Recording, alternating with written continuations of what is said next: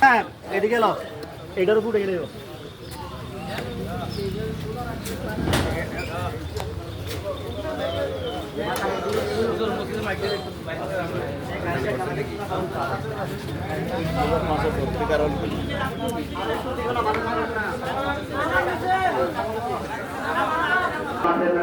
আনা হয়েছে মেহরবানি করে সকলেই মসজিদের মাঠে চলে আসে।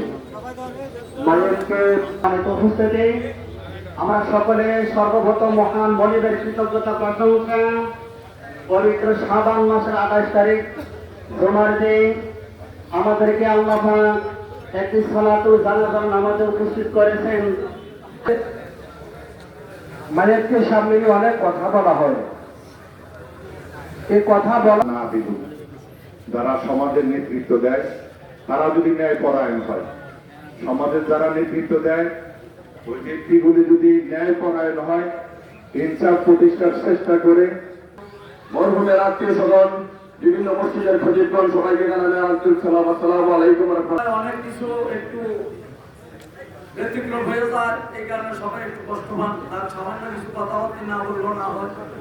আমরা সেকান্দর ভাই আমরা একসাথে আসছি চন্দ্রকাকার ছেলের জন্য দীর্ঘতম অপেক্ষার পরে আমরা জানাজা সেই টাইমটা নির্ধারণ করেছি। এই নির্ধারণের মধ্যে গত কিছুদিন আগে একটা অনুষ্ঠান হয়েছে, আমি অনুষ্ঠানে অ্যাটেন্ড করতে পারছি না। চন্দ্র ভাই আমার তুমি আর কোনোদিন সেকান্দর মেম্বার সাহেব এই পৃথিবীতে আসবে না। এই পৃথিবীর স্বাদ যা ছিল সব উনি ভোগ করে গেছেন। মানে সবসময় পরিষ্কার জামা কাপড় পরে চলাফেরা করতো। ওনারা দেখতাম, আমরা দূরে দেখতাম, আমার খুব স্নেহ করতো, আদর করতো, ডাক দিত। ওনার ইতিহাস বললে তো শেষ হবে না। এখানে উপস্থিত আছেন আমাদের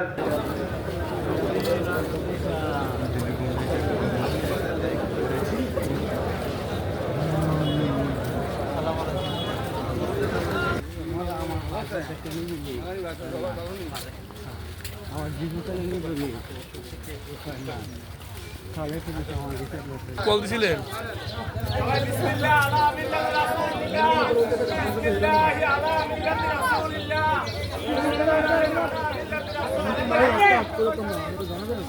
আমি তো জানাতাম